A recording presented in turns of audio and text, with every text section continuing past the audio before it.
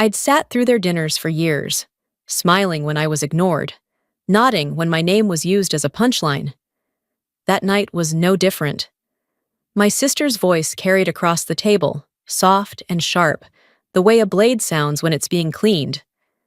"She's just a clerk," she said, and laughter followed like it was rehearsed. Something in me didn't crack this time. It settled, cold, quiet, steady. I'd spent a lifetime believing silence was grace, that letting people underestimate me was easier than proving them wrong. But as their laughter echoed, I realized grace had turned into surrender. I set my glass down, and for the first time in years, I looked each of them in the eye. They didn't know it yet, but this was the last night they'd ever laugh at me. The lake had already frozen that November, its surface hard and silver under the early Wisconsin cold. From the window of my car, the lights from my sister's house shimmered against the dark water like something untouchable. I sat for a moment before stepping out, bracing myself for the kind of warmth that burns instead of comforts. Inside, the house smelled like cinnamon and expensive candles. Marjorie's laughter filled every corner, bright, performative, echoing off the glass walls. Around the table, my family leaned in toward her, drawn to her confidence like moths to light. I took my seat at the far end, smiled when they glanced my way, and kept my hands folded in my lap. The dinner began with stories about promotions, business trips, a Florida yacht, and the new contract her husband's company was about to land with the Defense Department. My parents nodded proudly. My sister's voice, smooth and steady, carried across the table as if she were performing for an audience that already adored her. Then someone asked about me. Before I could open my mouth, Marjorie tilted her head and said it, softly, almost kindly, as if she were protecting me from embarrassment. "She's just a clerk. Keeps papers somewhere downtown." Laughter followed, quick and polite, the kind people use to smooth over cruelty. I kept my smile, even as my knuckles turned white around the stem of my glass. At the end of the table, a man's voice cut through the noise. "Whitaker, have we met before?" It was Mr. Dean, her husband's superior. His eyes lingered on me longer than they should have. I met his gaze, steady, unflinching. "Possibly," I said, "a long time ago." The room went still, for a breath. The world narrowed to the space between us. Then Marjorie laughed too loudly, and the conversation stumbled forward again. I set my glass down and listened to the chatter dissolve into background noise. Inside my mind, something old and buried began to stir. Sand, wind, static on a radio, a voice calling through the dust. Echo 6. "Do you copy?" 15 years of silence cracked open in a single heartbeat. The next morning broke pale and thin, the kind of winter light that never truly warms a room. My coffee sat cold beside the old military radio on the table, its metal casing scratched and dusted with age. I turned the dial out of habit, expecting only static, but through the hiss came a faint, rhythmic tone. Echo 6, transmission clear. The sound froze me mid-breath. It had been years since I'd heard that call sign, but it carried the same weight as a heartbeat. Echo 6, the name I had answered to in another life, under desert skies that smelled of jet fuel and sand. I'd served in tactical communications, stationed at Al Udeid Air Base in Iraq. My job was to keep voices alive through chaos, routing signals, decoding coordinates, keeping hope from dying out over static. One night in 2005, a convoy went dark under ambush, 12 soldiers trapped, communications shredded by interference, for 17 hours. I sat in a metal trailer, headset glued to my ears, refusing to give in to exhaustion. At dawn, a broken voice came through. Convoy secured. All alive. The commander was Colonel Dean. 3 of my own didn't survive the blast that ended that mission. Afterward, people called me a hero, but I could never wear that word without hearing their names. I asked to be reassigned, anywhere quiet. The Air Force granted me Falcon Comms, a classified communications program buried under bureaucracy. On record, I became an administrative clerk. In truth, I carried a clearance high enough to access what most people didn't know existed. That title suited me. It kept questions away. That evening, when I logged into my secure inbox, a new email waited. Project Falcon Comms. Final clearance required. Authorized A. Whitaker. I scrolled through the documents until a familiar name stopped me cold. Bell Strategic Systems, my sister's company. I leaned back, staring out the window as snow drifted down like ash. Half of me wanted to close the laptop and walk away. The other half, the one that had once lived by discipline and code, knew fate rarely left things unfinished. Attached to the message was a file labeled Preliminary Data Transfer. I opened it. Strings of encrypted text filled the screen, black lines scrolling across white. Then I saw it. F-245, a code from my old operation, classified, buried, never meant to exist outside a secured military server. Someone had copied it, someone with access they should never have had. The radio beside me crackled again, a low whisper of static, as if the past itself was breathing through the room. I watched the snow gather on the sill and whispered to the hum in the air. Let's see who's flying blind this time. 3 days later, the office greeted me with silence and the soft hum of fluorescent lights. The nameplate on my desk still read Administrative Clerk, a harmless lie that let me disappear in plain sight. I liked it that way. The young analyst from the next cubicle stopped by with a steaming cup. Morning, Ms. Whitaker. You're always first in. Old habits die hard, I said, taking the coffee and watching him leave, unaware he'd just handed caffeine to the woman who held the power to end half the contracts in the building. I opened the Falcon Comms folder again. The breach in the Bell Strategic file wasn't a mistake. The metadata showed the encryption had been lifted directly from an internal government system. Someone had gone fishing where only the military swam. On my notepad, I wrote one word: violation. That night, the quiet in my kitchen pressed close. I scrolled through my phone, searching for distraction, until I saw Marjorie's face glowing on the screen. She stood beside her husband, dressed for a gala in Chicago, the caption beneath their photo glowing with pride. Proud moment. Big contract ahead. Behind them, the Bell Strategic logo gleamed under stage lights, and next to them, Mr. Dean. His expression was polite, practiced, but I recognized the same cautious intelligence I'd seen across the dinner table. If Dean was her husband's superior, the contract she bragged about was the one sitting on my desk, waiting for my approval. The irony almost made me laugh. All those years of silence, all those nights pretending to be ordinary, and now, fate was handing me the file that could decide my sister's future. I set the phone down, letting the darkness settle around me. The radio on the counter glowed faintly, its dial turned toward nothing. Falcon Comms, I murmured. The words a blend of memory and warning. Let's see who's really listening now. I hadn't wanted to attend that second dinner. My mother called earlier, her tone fragile, pleading with me not to hold grudges. Marjorie only wants to make peace, she said. But peace wasn't what drew me there. I needed to see how far my sister would go in a game she didn't know I was playing, too. The restaurant in downtown Chicago gleamed under crystal lights, the kind of place that smelled like money and effort. A hostess led me through a corridor of laughter and perfume until I saw Marjorie waving, her red dress catching the light like a flare.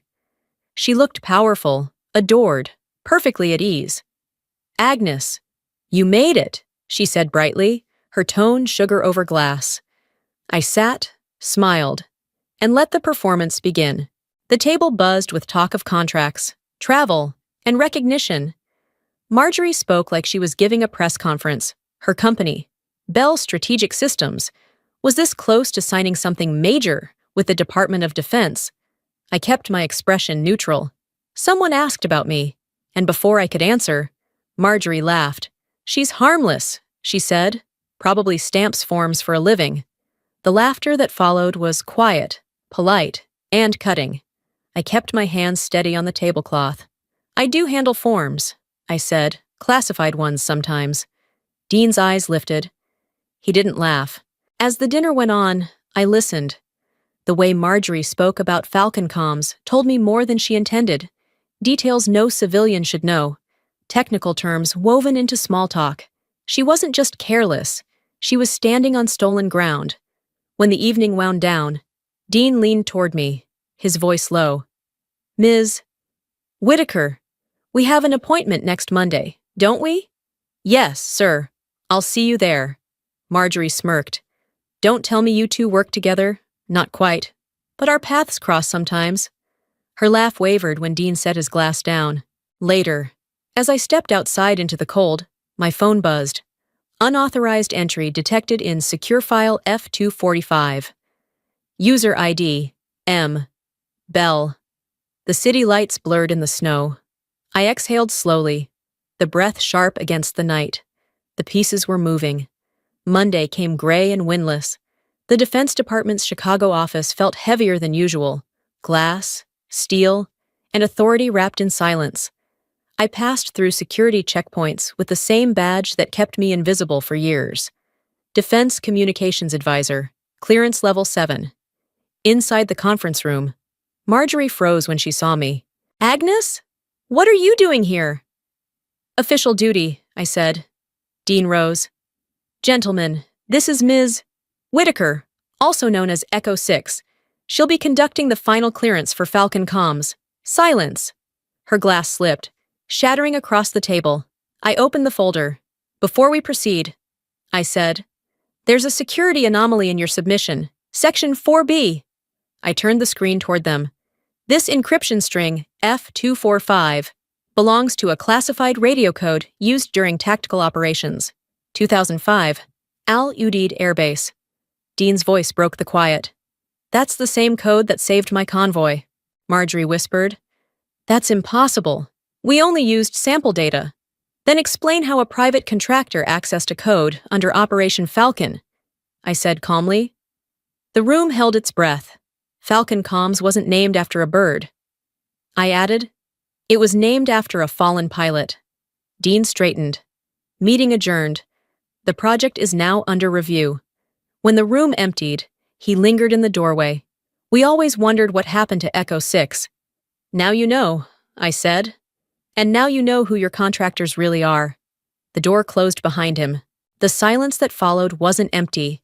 It was victory without celebration. Snow fell thick across Chicago as I left the Falcon comms building, the streets blurred by white and silence. In my car, the radio whispered, defense contract suspended pending security review. It didn't take long for the world to know. My phone rang again and again. On the third call, I answered. Agnes, please, you can fix this. It's just a misunderstanding.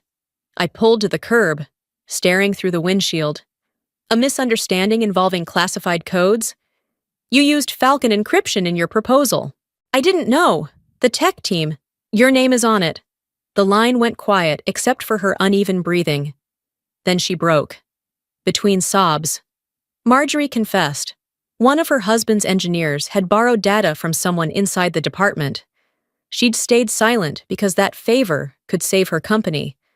Agnes, don't report it. I'm begging you. You already reported yourself, I said, and hung up.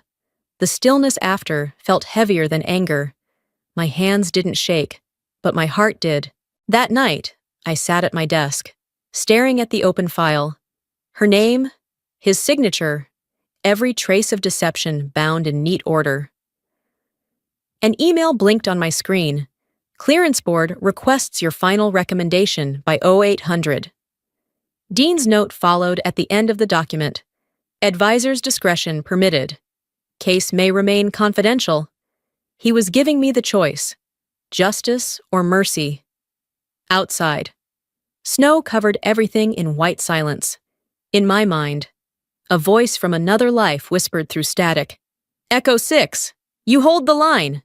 And for the first time, I knew holding it didn't mean staying quiet. It meant standing where truth still had weight. Morning came gray and cold. Inside the department building, the air felt electric. Dean waited in the corridor. You don't have to do this, he said. I do. Some truths need to be said out loud. The conference room was packed. Officials, auditors, my sister and her husband at one end, and, unexpectedly, my parents near Dean. The board wanted transparency. He explained. I began calmly. Bell Strategic Systems violated Section 8 of federal security law. But given the circumstances, I recommend internal sanctions, not public prosecution. Relief crossed Marjorie's face. Tears forming. But I added quietly, integrity doesn't survive behind closed doors. It needs light. I placed the folder on the table and turned to Dean. Your decision, sir. He nodded. Recommendation accepted. Project terminated. Case sealed. The silence afterward felt sacred. Marjorie whispered. You saved me? No, I said. I saved what's left of our name. Dean stepped forward and handed me a thin envelope. From the Pentagon, he said. Recognition for past service. The Falcon Medal. Inside, a single line. Echo 6. For carrying silence as your shield. Marjorie looked at me, her voice barely a breath. All these years, we never knew. You didn't have to, I said. That's what made it easier. At the door, my father spoke softly behind me. I didn't raise you to fight wars alone. I smiled faintly. You did, Dad. You just never realized it. The wind cut sharp against the steps of the defense building as I left. Snow swirling in small, frantic spirals. I saw her standing there, Marjorie, her red coat bright against the gray morning, her eyes swollen, her face pale with exhaustion. She ran toward me, breath hitching in the cold. You could have destroyed me. Why didn't you? I kept walking, but she stepped in front of me, her voice breaking. You think you're better than me, don't you? Because of your medals and your secrets? I stopped. The air between us stung like ice. No. Marjorie, I said softly. I just think I'm older than you, in pain. Her tears came fast now, unguarded. I wanted to be respected. She said, you were always the quiet one, the invisible one. But they listened to you. Even Dad did. Respect isn't a prize. I told her. It's a debt. You don't demand it. You earn it. Her shoulders trembled. When we were kids, she said, they always called you stable, dependable, the one who'd never cause trouble. I spent my whole life trying to outshine that. I envied your calm. Agnes. I thought silence meant weakness. Now I know it was strength. I placed a hand on her shoulder. We carried different battles, I said. Yours was loud. Mine just left echoes. Dean appeared at the doorway, a sealed envelope in hand. He handed it to her quietly. Confidential closure. Inside. She found the termination notice, but beneath it, a handwritten line from me. Integrity preserved. No public disclosure authorized. Marjorie broke down, clutching the paper like a lifeline. Go home, I said gently. You still have time to rebuild what really matters. A few weeks later, Christmas came early to Madison. The air smelled of pine and frost, the kind that carried memories instead of warmth. I was pouring coffee when a soft knock came from the porch. By the time I opened the door, no one was there, just a plain envelope tucked in the crack. No name, no return address. Inside was handwriting I knew too well. Agnes, I used to think being loud made me seen, but you proved that silence can echo longer than applause. I'm sorry for every dinner, every word, every look I gave you. Thank you for not ruining me when you had every right to. You were never just a clerk. You were the reason people like me get second chances. I don't expect forgiveness. I just hope one day you'll let me try to earn it. The ink had bled slightly, as if the letter had been written through tears. I placed it gently on the table beside my badge, marked Echo 6, and the silver medal Dean had given me. The late afternoon sun filtered through the window, turning the paper gold. Tucked inside the envelope was a small photograph, 2 girls sitting by Lakewood, her hand resting on my shoulder. On the back, in that same trembling handwriting, maybe we can start from here. I didn't write back. I simply folded the letter and placed it in the drawer where I kept things worth remembering, the ones that needed silence to survive. Lakewood was frozen solid, the surface smooth and pale beneath the winter sun. I sat by the window with a cup of coffee warming my hands, watching the stillness stretch across the ice. The light reflected off the frozen lake like a mirror, quiet and endless. On the table beside me lay Marjorie's letter, neatly folded, and my worn identification card marked Echo 6. The edges had faded from years of use, but the name still held. I turned on the old radio. A soft jazz melody by Chet Baker drifted through the room, slow and weightless. Outside, the sound of jet engines broke the silence, a training squadron cutting across the clear morning sky. I looked up, following their trails of white threading through the clouds. Still flying, Echo 6. I whispered. A small smile found its way to my lips. No anger, no bitterness, just the quiet peace that comes when you finally understand that honor isn't something granted. It's something guarded, often in silence. The phone rang, its sound gentle against the music. Dean's voice came through, steady as ever. Ma'am, we're dedicating a section of Falcon Comms to honor all silent officers. We'd like to name it Echo Wing. You don't need to, I said softly. We do, he replied, because silence deserves a place in history. I looked out at the lake, nodding to no one. Then make it quiet, I said. That's how we'd want it. The jets disappeared beyond the clouds.